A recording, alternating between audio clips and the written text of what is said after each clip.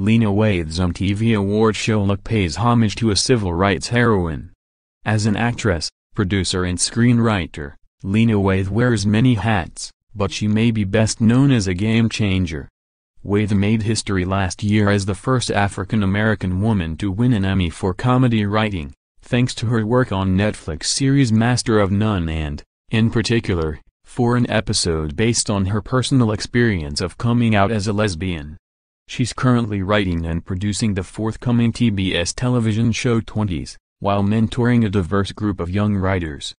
At the MTV Movie and TV Awards, she will receive a well-deserved Trailblazer Award. And Waithe's stylist Tiffany Hasborn told THR exclusively that both her look and tonight's acceptance speech are inspired by her longtime heroine, Shirley Anita Chisholm, the first black woman elected to the U.S. Congress in 1968 and the first black woman to run for the Democratic Party's U.S. presidential nomination in 1972.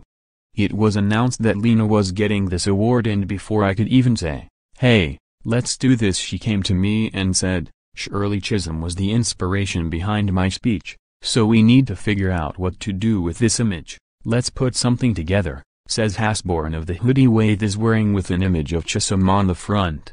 Lena was very adamant, her style is very specific and she wanted to make sure that it very much represented who she was, and she didn't want to look too dressed up. She wanted to be comfortable and casual. So I had the image of Shirley Chisholm printed onto a generic black stock hoodie. And we could only hope for the response we've been getting, to have people say, "Oh my God, where did you get that hoodie from and why?" Layered over the custom hoodie, Waithe wears a custom jacket designed by Los Angeles fashion designer Joanna Alba of the eponymous label Alba, who designed the gold leaf printed tuxedo that Waithe wore to accept her Emmy Award last year, as well as the plaid suit that she wore to the NAACP Awards in January.